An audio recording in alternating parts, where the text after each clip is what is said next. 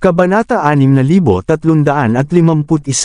Lalong nanlamig ang ekspresyon ni Pavel. Hindi niya pinansin si Lilian, at agad na bumaling kay Mandy at sinabing, "Mukhang naglalaro ka ng masamang pulis kapag hindi gumagana ang mga mabubuting pulis, ha? Kung hindi namin pinutol ng mga opisyal ng gobyerno ang mga mayayamang lalaki, karapat-dapat kaming mamatay, hindi ba?" "Hindi, Captain Pavel. Ang lahat ng ito ay hindi pagkakaunawaan." Mabilis ang tibok ng puso ni Mandy. Alam niyang walang kwenta para saktan si Pavel sa oras na ito. Higit sa lahat, ginampanan niya ang kanyang mga tungkulin ayon sa hinihingi ng batas. Samantala, itinuro ni Lilian ang kanyang daliri sa kanya at gusto pang magsampa ng reklamo laban sa kanya. Hindi ba siya kumilos ng hindi nag-iisip? Nang maisip iyon ni Mandy ay agad siyang humingi ng tawad.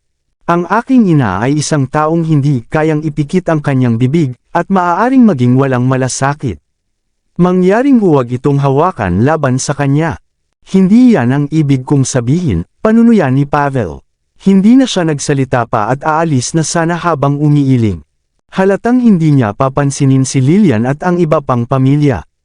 Nang makita ni Lilian ang ginagawa ni Pavel ay gusto niyang lumapit agad at sigawan siya. Gayunpaman, bago pa makagalaw si Lilian, si Harvey, na kanina pa tahimik, ay tahimik na nagsabi, "Mandy, ilayo mo ang iyong ina. Ako na ang bahala dito." Natigilan si Mandy, ngunit mabilis siyang tumango. Kung hahayaan niyang patuloy na manggulo si Lilian, hindi ito makakabuti sa lahat. "Nandito ka rin, Harvey." Bulalas ni Lilian na parang ngayon lang niya nakita si Harvey. "Nagtataka ako kung bakit napaka-rebelde ng anak ko ngayon. Kaya iniistorbo mo siya at sinubukan mo na naman siyang e-brainwash. Sinasabi ko sa'yo, Harvey, makakalimutan mo na ang buhay kasama ang anak ko. Walang kinalaman sa iyo ang kayamanan at kaluwalhatian ng anak ko." Nagsimulang mahilo si Mandy. Agad namang pinigilan ni Cynthia si Lilian. "Inay, huwag na po kayong magsalita," sabi ni Cynthia. Kung hindi dahil sa pagdating ni Harvey sa tamang oras at nalutas ang problemang ito, hindi ko alam kung paano tayo matatapos. Kahit hindi ka magpasalamat sa kanya, hindi mo magagawa sa kanya yon, di ba? Mga taksil, ikaw at ang ate mo ay walang utang na loob na taksil. Halos mapatalon si Lilian sa galit nang marinig ang pagtatanggol ni Cynthia kay Harvey. Galit niyang sinampal si Cynthia, at sinabing, "I dare you to speak for him one more time. Sasampalan kita hanggang sa mawalan ka ng malay kung gagawin mo." Ngayon, umabot na sa rurok ang galit ni Lilian kay Harvey. Hindi lamang siya nagtagumpay sa pagbabago ng pananaw ng kanyang panganay na anak, ngunit maging ang kanyang pangalawang anak na babae ay nagsalita para sa kanya.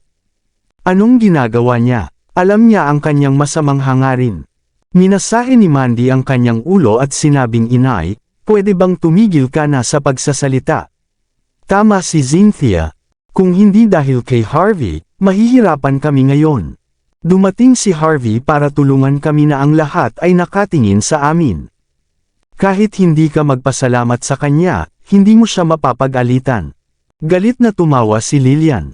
"Oh, 3 taon na siyang kasal sa pamilya natin, pero hindi ko alam na may ganoon pala siyang talent. Nagiging maayos ang lahat dahil sa kanya. Sa pananaw ko, baka siya ang may pukana ng lahat ng ito. Ginawa niya ang lahat ng ito upang siya ay maging isang bayani at walisin ang iyong mga paa sa iyong mga paa. Para magkaroon siya ng isa pang pagkakataon sa iyo. So, you better listen and stop dreaming. Hanggat nabubuhay ako, hindi na siya makakapasok sa bahay ng pamilya natin." Bulalas ni Lilian sabay dura sa sahig. Lalong sumakit ang ulo ni Mandy. "Nay, hindi ganoong klaseng tao si Harvey. Kung hindi siya ganoong klase ng tao, anong klaseng tao siya?" Tinitigan ni Lilian si Mandy, pilit na inaalis ang sagot sa kanya. "Hindi ko alam kung paano niya na-solve ang problema mo ngayon, pero nagkataon kayang sumulpot siya sa lugar na ito. Kung hindi lang siya ang nagplano ng lahat, bakit pa siya susulpot kapag may problema ka? Masasabi mong nagkataon lang pagkatapos mangyari sa una o pangalawang pagkakataon. Pero paano naman ang pangatlo at pang-apat? Only someone as stupid as you would think so naively. Kung hindi dahil sa akin, binente ka na ni Harvey sa mga matatamis niyang salita, at hindi mo mapapansin. Mahinang sabi ni Cynthia, Inay, hindi po ito nagkataon. Ako po ang tumawag kay Harvey at pinapante siya. Nang marinig ni Lillian ang sinabi ni Cynthia, pakiramdam niya ay may nagpahiya lang sa kanya, dahil hindi niya napigilan ang pagkibot ng sulok ng kanyang bibig. Hindi niya inaasahan na kapag nakahanap na siya ng butas sa argumento ni Mandy, si Cynthia na ang magpapawalang saysay sa kanyang argumento. Kabiguan ng isang babae, isang malaking kabiguan, kung gayon. Biglang naintindihan ni Mandy kung bakit sakto namang lalabas si Harvey. Kahit may pagdududa siya kay Harvey, nawala lahat ng pagdududa niya. Cynthia, sabi ko wag mong sasabihin kay Harvey. Bakit hindi ka nakinig? Sabi ni Mandy. Naiinis si Cynthia at sinabing, kung hindi lang siya nakarating doon sa tamang oras, nagkahiwa-hiwalay na tayo. Oh, ikaw, bum-ontong hininga si Mandy, at naging malambot ang ekspresyon ng mukha niya. Nang makita ni Lillian na hindi niya makumbinsi si Mandy at tumalikod kay Harvey, nagdilim ang kanyang ekspresyon. Sa pagkakataong iyon, maririnig muli ang mga yabag mula sa dulo ng koridor. Mandy, are you okay? Balita ko may nangyari sa company niyo kanina, and I came as quickly as possible. Lumingon ang lahat at nakita si Hector na pinangungunahan ng 12-dosenang tao. Kabilang sa kanila ang mga abogado at notaryo, ngunit kitang-kita na lahat sila ay mga elite sa kanilang sariling industriya. Sa sandaling lumitaw si Hector, mabilis na sumilay ang ngiti sa mukha ni Lillian. Kanina pa siya galit at hindi alam ang gagawin. Jeez, di ba si Hector ito? Bakit ka ba personally nandito? Ayos naman ang kumpanya ni Mandy. Siyempre, alam naman natin na kung may mangyari sa kumpanya ni Mandy, one word from you would be enough to fix everything while we were in Walsing. Lillian, Mandy, Cynthia, nakangiting bati ni Hector sa kanilang lahat habang itinutulak ng kanang kamay ang kanyang gold-rimmed glasses. Narinig ko ang lahat ng nangyari, at naiintindihan ko ang lahat. This is all my fault. Naisip ko na dahil magbebenta ang kumpanya mo ng mga ari-arian sa mga espesyal na presyo, na-advertise kita sa aking social circle. Hindi ko ini-expect na hindi lang kita natulungan, nagbigay din ako ng pagkakataon na may umatake sa'yo. Sa madaling salita, ito ay ganap na kasalanan ko. Aakuin ko ang buong responsibilidad para dito. Nagsisisi ang ekspresyon ni Hector, na para bang hindi niya alam kung paano haharapin si Mandy. Hindi umimik si Harvey, at bahagyang kumunat ang noo.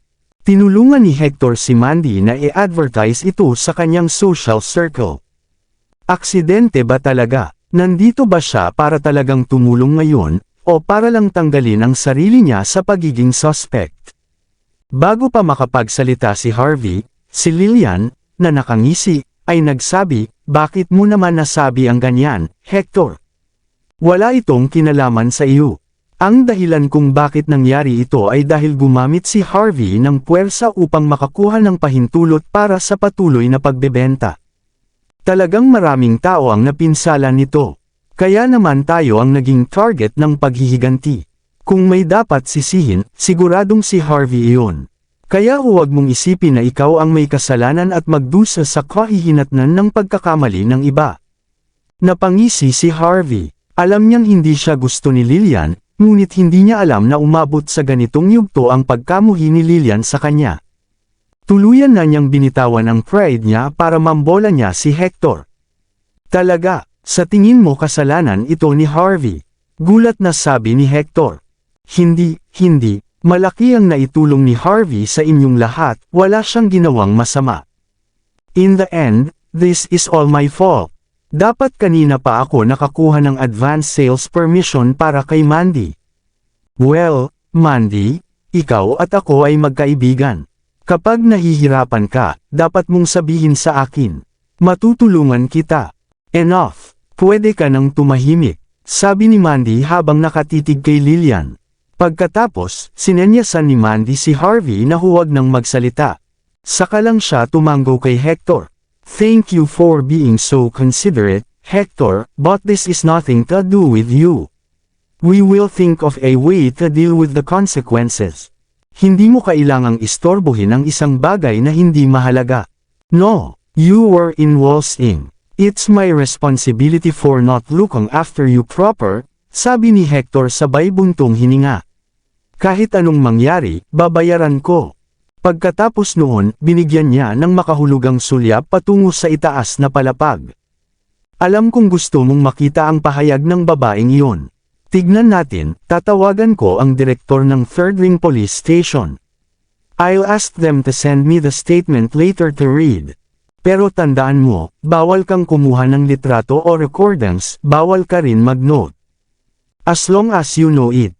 Kung sino ang gumawa nito at kung ano ang gusto mong gawin sa kanya, mamaya mo na lang sabihin, at tutulungan kitang gawin. Paano ang tunog na iyon? Kinilig si Mandy nang marinig ang alok ni Hector. Napapikit na lang si Harvey. May gustong sabihin si Pavel, ngunit tumigil. Sa huli, nanatili siyang tahimik. Malinaw na kilala ni Pavel si Hector, at pati na rin ang relasyon ni Hector sa direktor. Alam pa niyang may kaugnayan ang direktor sa buong pamilya Thompson. Kahit nalabag ito sa mga patakaran, walang ibang pagpipilian si Pavel kung ang direktor mismo ang humiling sa kanya ng personal na ipakita ang pahayag. Huminga ng malalim si Lillian kay Hector at ngumisi. Kahanga-hanga kagaya ng sinasabi nila. Maaari mo ring hilingin sa kanila na ipakita sa iyo ang pahayag kung kailan mo gusto. Hindi ito nayon sa likod ng tubig, ito ay Walsing. Ang iyong impluensya ay lampas sa aking imahinasyon kapag tayo ay nasa sentro ng gobyerno. Mandy, dapat mong pahalagahan ng husto ang mga taong tulad ni Hector. Kung makakakuha ka ng tulong sa isang tulad niya, walang limitasyon ang iyong kinabukasan. Medyo interesado si Mandy. Gusto niya talagang malaman kung sino ang may kasalanan sa lahat ng ito. Nang makita ni Hector na tinukso si Mandy, tumawa siya at sinabing, "Don't give her any pressure. Simpleng favor lang." Siyempre, kung may iniisip si Mandy, o may kailangan, gagawin ko ang lahat para matulungan siya. I have worked hard since I was little to get all this, so the woman I love can enjoy all this happiness with me. Ha ha ha, Hector said, sounding very romantic. Mandy, ang kailangan mo lang ay tumango sa akin, at ipapakita ko ang pahayag na iyon sa harap mo. Napabuntong hininga si Lillian. Look at how generous and brave he is. Mandy, nod and stop looking at Harvey. Something like this is beyond him. Hector has never forced you to agree to anything, so don't disappoint him by rejecting his good intentions.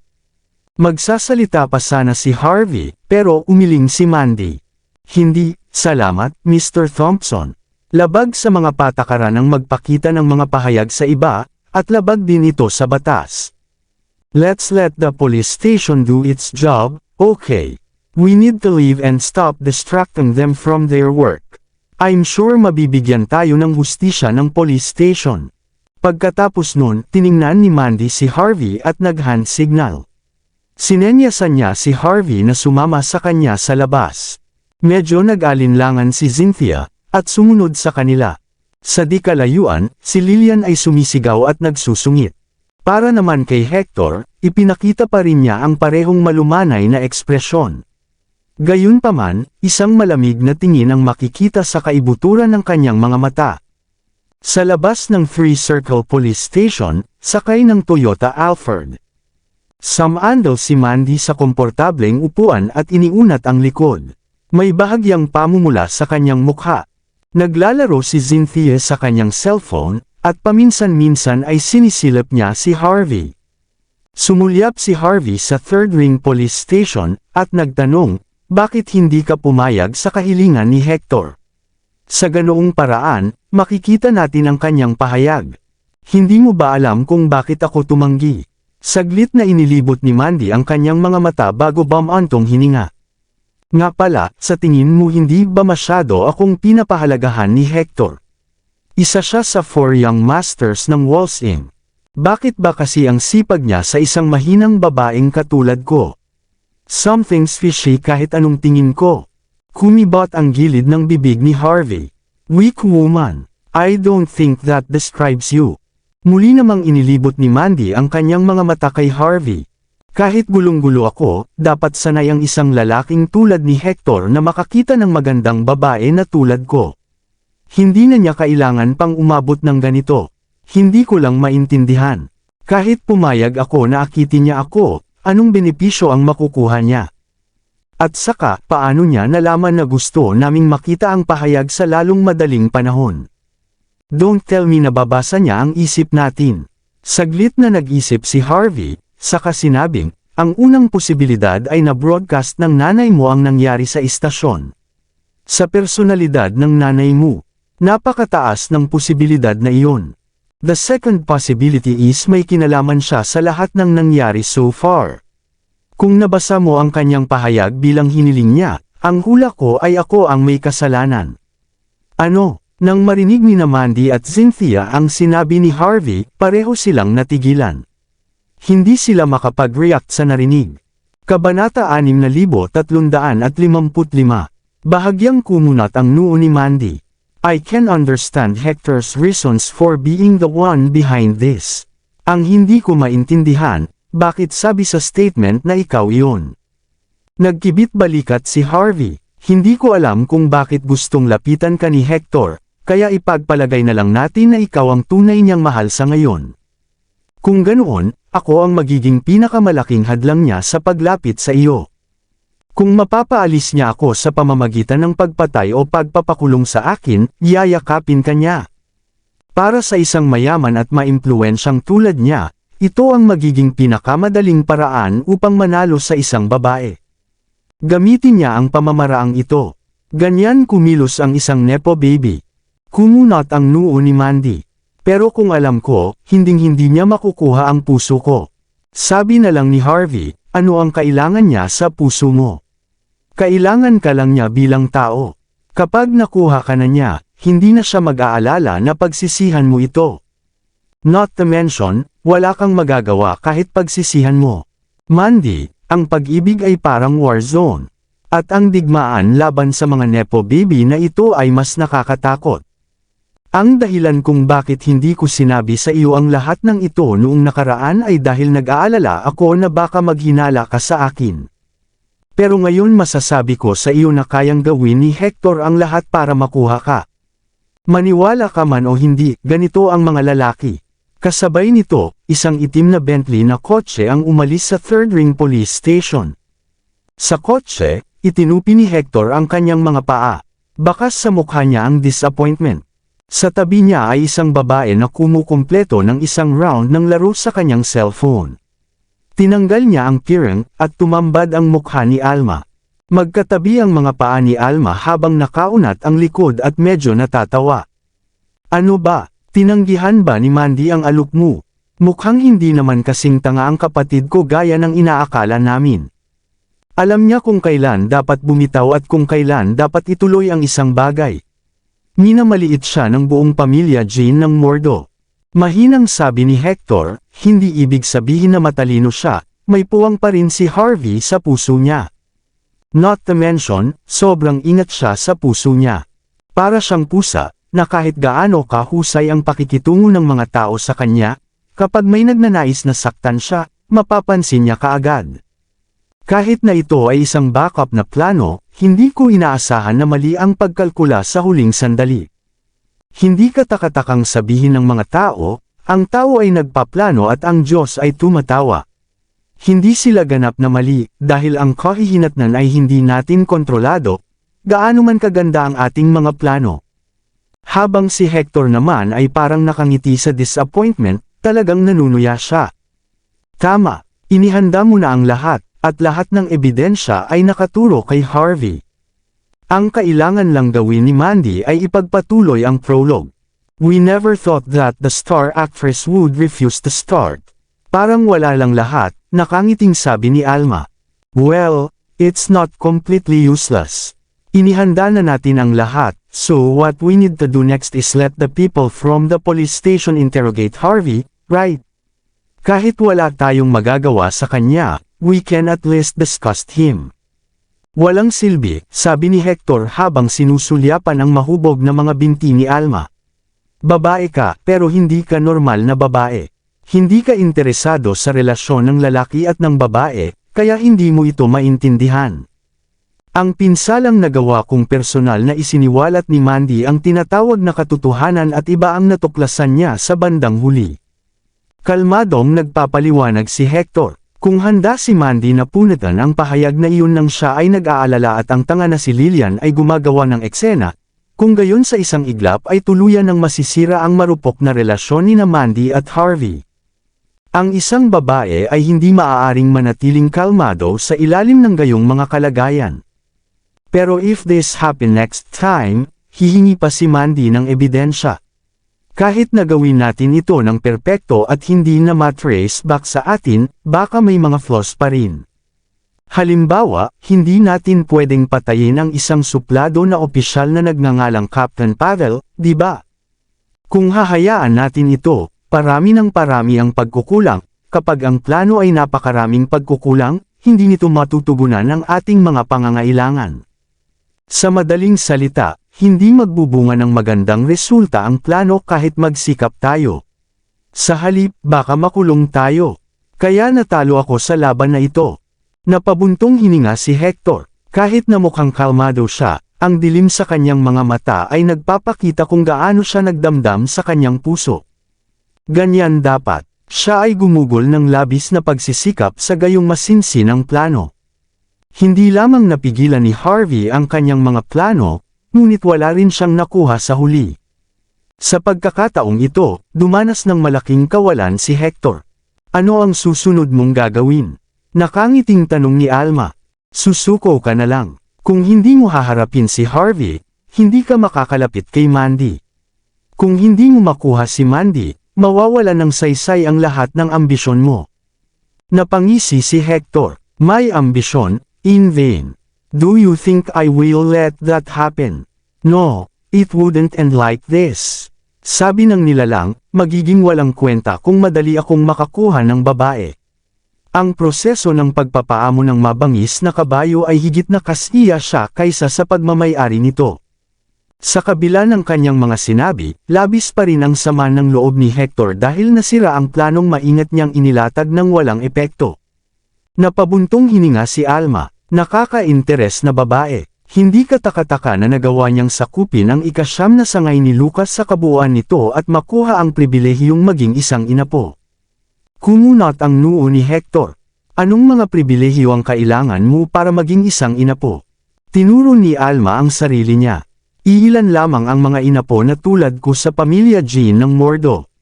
Tanging ang mga direktang inapo lamang ang may pribilehiyong malaman ang mga pinakamatandang sekreto ng pamilya Jean.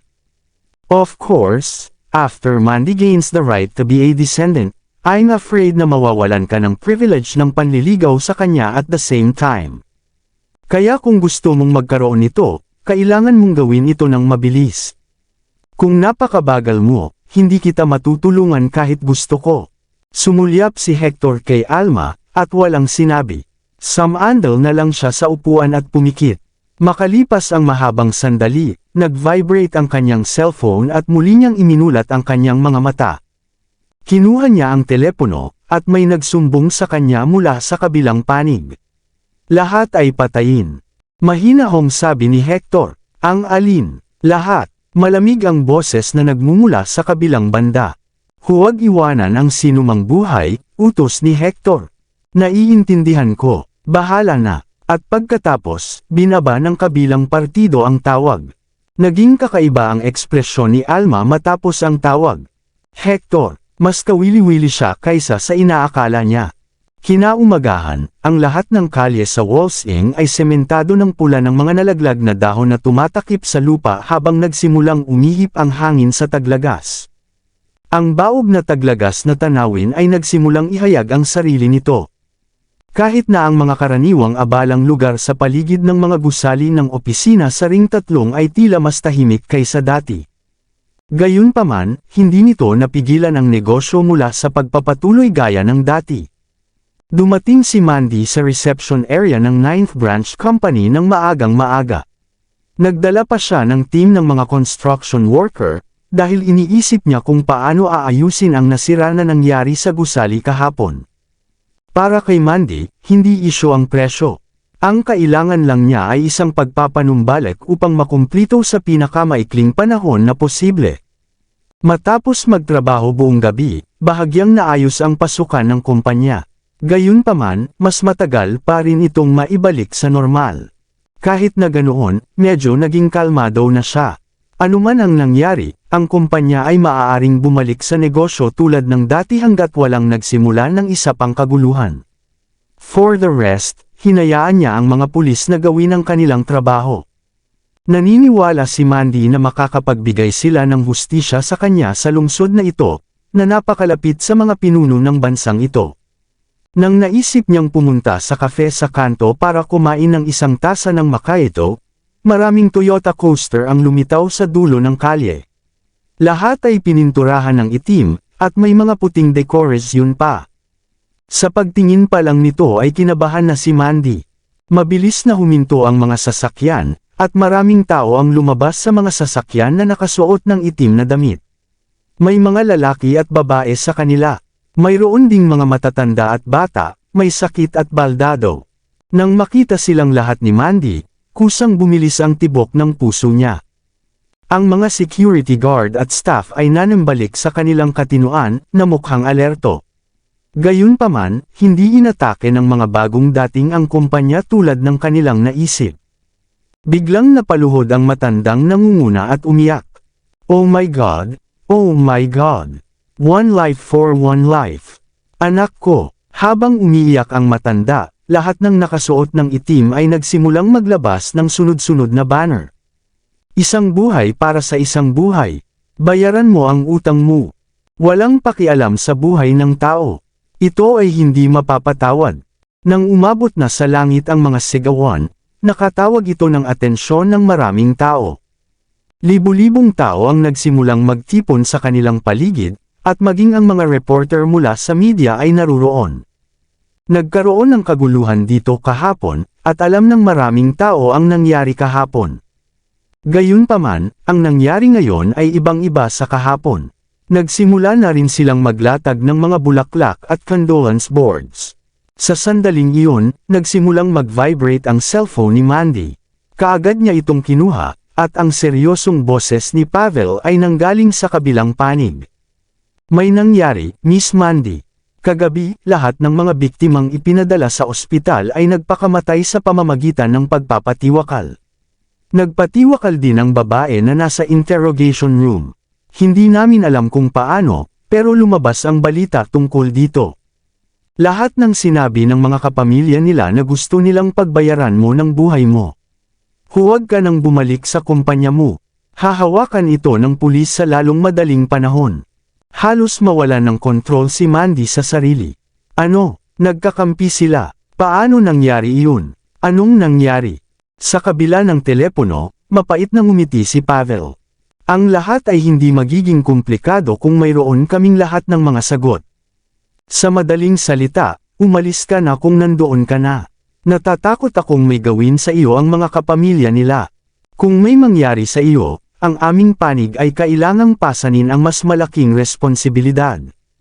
Maaaring hindi sila masyadong magalit sa akin sa ngayon. Nakita ni Mandy ang nangyari, at napabuntong hininga. Gayunpaman, lahat sila ay nagsusuot ng mga damit na nagdadalamati at nagpakita sa harap ng aking opisina. Napatigil ang boses ni Pavel nang marinig ang sinabi sa kanya ni Mandy. Pagkatapos ay proseso ito, sinabi niya, dadalhin ko ang koponan doon ngayon. Ngunit tandaan, mangyaring iwasan ang anumang conflict kung ano paman. Kung ang sinuman ay nagsimulang makipag-away, kung gayon ang mga bagay ay magiging mas komplikado. Tahimik na ibinaba ni Mandy ang telepono. Sinimulan na ng media ang pakikipanayam sa mga pamilya doon. Okay naman ang tatay ko kahapon, pero sa huli, nagtanggal siya ng sarili niyang oxygen cylinder kagabi. Baka may nagbanta sa kanya. Anak, masasabi mo sa akin ang dinanas mo. Bibigyan kita ng hustisya. Mandy, halimaw ka. Kung hindi dahil sa'yo, hindi sana namatay ang anak ko. Arg, bayaran mo kami ng buhay mo. Ang mga miyembro ng pamilya na medyo kalmado pa ay nagtaas ng ulo at pinandilatan ng mata si Mandy, duguan ang mga mata. Likas na kinilig si Mandy nang makita kung paano siya tinitigan ng mga ito. Alam niyang hindi niya pinatay ang mga ito. Gayunpaman, namatay sila dahil sa kanya, ay pareho lang. Kahit na masasabi nila kung sino ang tama at mali sa bagay na ito, naging malabo ang lahat ng mamatay ang mga tao. Para kay Mandy, kahit na hindi niya pinatay ang sinuman sa kanila, ang kanilang pagkamatay ay may malaking kinalaman sa kanya. Ma'am, paalisan na ba natin sila? Kung hahayaan natin silang magpatuloy ng ganito, masisira ang reputasyon ng kumpanya natin, bulong ni Maya, sekretarya ni Mandy, na may madilim na ekspresyon. Umiling si Mandy, hindi ito isang bagay na maaaring lutisin sa karahasan. Ang problema ay, imposibleng makipag-usap sa kanila. Kapag nagsimula tayong makipagtalo sa kanila, tayo ay nasa maling panig kahit na tayo ay nasa tama. Nahihirapang dagdag ni Mandy, pero kung hahayaan natin sila na magtuloy-tuloy ng ganito, kahit hindi magsara ang kumpanya, aalis muna lahat ng sales at marketing na kinuha natin sa mataas na sahod.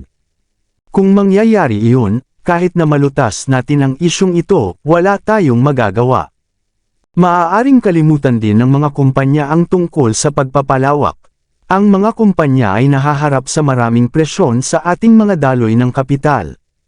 Kung ang kumpanya ay tumigil sa pagtatrabaho sa loob ng 3 buwan, kailangan nating mag-file para sa pagkabangkarote. Hindi ito ang panahon para maging maamo, giit ni Maya. Tumango si Mandy. Naiintindihan ko. Mag-issue ng mga order para sa lahat ng ating mga sales at marketing staff pati na rin sa mga walang kagyat na trabaho upang umalis sa likod ng pinto. Gayun din, magbayad ng sweldo tuwing 2 linggo at sabihin sa kanila na bumalik sa trabaho kapag tapos na tayo sa sitwasyong ito. Yung mga taong nasa harapan natin, hindi tayo makakalaban kahit anong mangyari.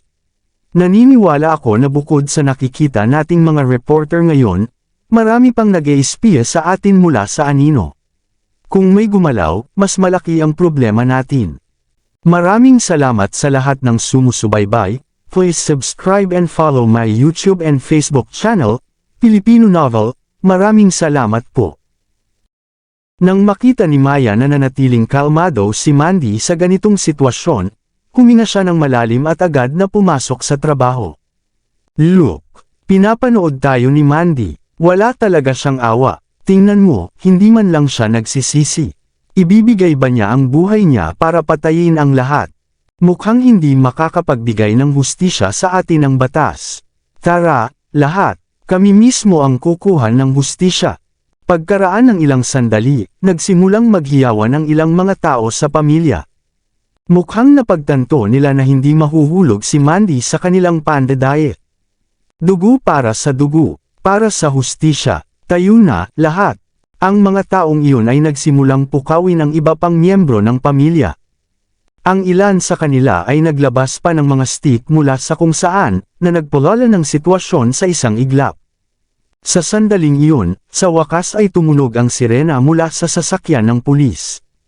Sa wakas ay dumating ang mga opisyal mula sa istasyon ng pulisya. Gayunpaman, hindi nang ahas ang pulisya na gumawa ng masyadong malupit na aksyon laban sa mga miyembro ng pamilya. Kaya, binalak nilang bumuo ng pader ng tao at pigilan ang mga miyembro ng pamilya na magsimulang magkagulo. Tumayo pa si Kapitan Pavel sa bubong ng sasakyan at naglabas ng loudspeaker.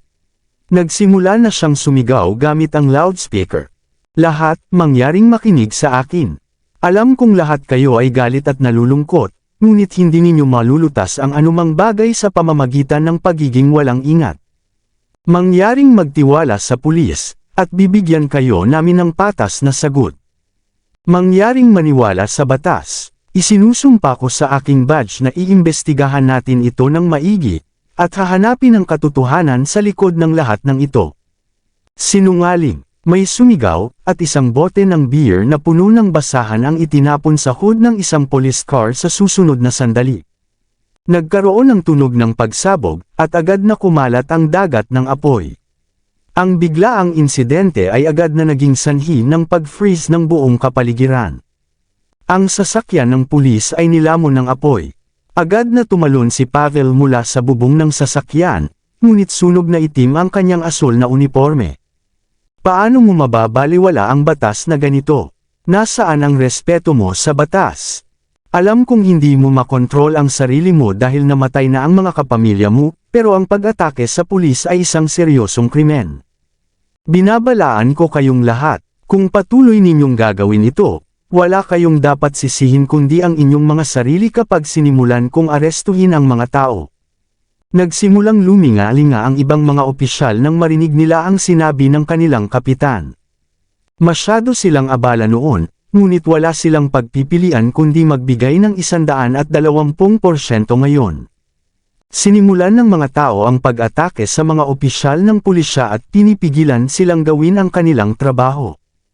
Hindi na sila magtataka kung ang pamilya ng biktima ay nagsimulang gumawa ng mas malaking kaguluhan. Pinikit ni Mandy ang kanyang mga mata at ikinaway ang kanyang kamay. Agad na tumakbo pababa ang isang security guard na may dalang fire extinguisher para apulahin ang apoy. Gayunpaman, ang itim na usok ay nagpapaalala pa rin sa lahat ng nangyari. Nagkatinginan ang mga kapamilya ng biktima, na halata sa mukha nila ang pagkagulat. Para bang hindi nila naiintindihan kung bakit maaaring mangyari ang ganito. Dumating sila upang hanapin si Mandy, at ganap silang hindi handang salakayin ang isang pulis. Sa napakabilis, ang mga miyembro ng pamilya na iyon ay walang pagpipilian kundi ang umalis ng palihim. Ang kanilang mga espiritu ay nasira na, at alam nilang wala sila sa tama. Malinaw yan. Alam nilang kung magpapatuloy sila sa pagpoprotesta, sisimulan na talaga silang arestuhin ng mga pulis. Nang huminto ang kaguluhan sa labas ng 9th Branch Company, huminto ang isang taxi sa labas ng shop complex na nagbebenta ng mga kasangkapan sa kanayunan ng Walsing. Dati, nagiging abala ang complex. Gayunpaman, ngayon ay kakaunti ang mga tao doon. Nang makita ng security guard sa loob ng security post na may bumaba sa taxi, mabilis siyang nilapitan ng security guard at sinabing, "Sorry, sir. We are closed for today." Kabanata 6360. Sarado. Ngumiti ng mahina si Harvey. Kinuha niya ang isang litrato sa kanyang bulsa, at ibinigay sa security guard. Siya ang boss mo, di ba? Balita ko na walan siya ng asawa at isa lang ang anak niya. Sa kasamaang palad, ang kanyang anak ay walang silbi, at halos lahat ng iniwan ng kanyang asawa ay nawala sa kanila. Ngayon, patay na siya. Siguradong nagdadalamati ang anak niya sa loob, di ba? Bakit hindi ka pumasok at tanungin ang iyong munting amo kung gusto niyang malaman ang katotohanan tungkol sa pagkamatay ng kanyang ina? Kung gusto niya, papasukin mo ako. May kumpiyansa akong masasabi na ako lang ang makakatulong sa kanya na malaman ang katotohanan ng pagkamatay ng kanyang ina. Kakaiba ang tingin sa kanya ng security guard. Matapos hawakan saglit ang litrato ay agad siyang pumasok. Makalipas ang 5 minuto, nasa loob na ng furniture complex si Harvey. Ang lahat ng mga tindahan sa complex ay sarado, at ang mga ilaw sa corridors ay hindi rin nakabukas. Tanging ang dim emergency lights lang ang kumikislap paminsan-minsan. Sa isang sulok ng complex, ilang mga security officer ang casual na nakaupo sa sahig at naninigarilyo. Binigyan nila ng madilim na tingin si Harvey nang makita siya.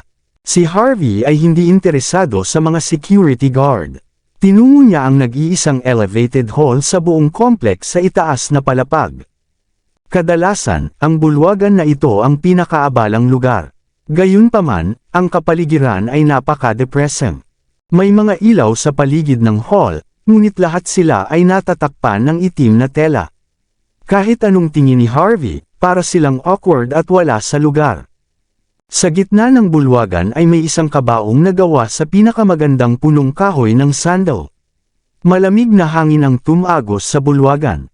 Ang bulwagan ay mukhang napaka-haunted, na parabang nanggaling sa isang kwentong multo dahil sa malamlam na ilaw at napakalamig ng hangin. Ang kakaiba sa lahat ay isang lalaking nakasuot ng puting sando na nakaupo sa sahig. Ang kanyang mukha ay nakamamatay na mapotla, at siya ay mukhang napakahina. Ito ay malinaw na ang lahat ng pag-inom at walang pigil na pakikipagtalik ay nakakuha ng pinakamahusay sa kanya. Walang lungkot sa ekspresyon niya.